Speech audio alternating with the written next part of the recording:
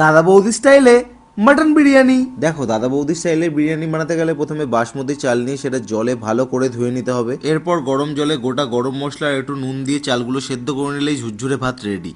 এরপর খাঁটি সর্ষের তেলে কুচো করে কেটে রাখা পেঁয়াজ আর আদা রসুনের পেস্ট দিয়ে ভালো করে কষিয়ে নেব।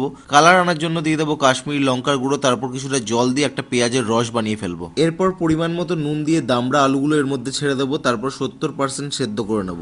আলুগুলোকে তুলে সাইড করে দিয়ে এর মধ্যে দিয়ে দেবো কাঁচা মাটনগুলো সেদ্ধ করবো ভালো করে পেঁয়াজের রসে। তারপর মাটনগুলো সেদ্ধ হলে মাটনগুলোকে তুলে সাইড করে দেবো। মাটনের ঝোলটাকেও আলাদা করে সাইড করে নিয়ে একটা বড় পাত্রের মধ্যে মাটনগুলো ভালো করে সাজিয়ে ওপর থেকে ছড়িয়ে দেবো দই আর বিরিয়ানি মশলা। এরপর আলুগুলো ভালো করে সাজিয়ে নিয়ে ওপরে মাটনের ঝোলটা ভালো করে ছড়িয়ে দেবো, তারপর দেবো আলু বোখারা, তারপর ওপর থেকে ছড়িয়ে দেবো সাদা রাইসটা ভালো করে ছড়ানো হয়ে গেলে ওপরে আবার দিয়ে দেবো কিছুটা মাটনের ঝোল, তারপর ওপর দিয়ে আবার সাদা ভাত ছড়িয়ে দেবো। এরপর একটা পাত্রে মোষের দুধ নিয়ে তার মধ্যে ভালো করে খোয়া ক্ষীর গ্রেন্ড করে নেবো। এর মধ্যে দিয়ে দেবো কেওড়ার জল, মিঠা আতর আর একটু জাফরান দিয়ে ভালো করে গুলে নেবো। এরপর রাইসের ওপরে এই মিশ্রণটা ভালো করে ছড়িয়ে দিয়ে ওপরে হালকা খোয়া ক্ষীর দিয়ে আটা দিয়ে ভালো করে পাত্রের মুখটা সিল করে দেবো। ব্যাস হয়েই তো গেল। এরপর গরম জলের ওপর 1 ঘন্টা দমে বসিয়ে ঢাকনা খুললে পুরো বাড়ি গন্ধে পাগল। এই দাঁড়াও এখনো বাকি রয়েছে। ওপর দিয়ে ভালো করে ঘি ছড়িয়ে ওপরের ভাত নিচের ভাত এক করে ভালো করে কেটে বিরিয়ানিটা প্লেটের মধ্যে সার্ভ করে দেখো তো। দাদা বৌদি কেন, দিদি জামাই বাবু এই বিরিয়ানি খেয়ে একটাই কথা বলবে, পুরো মাথা নষ্ট।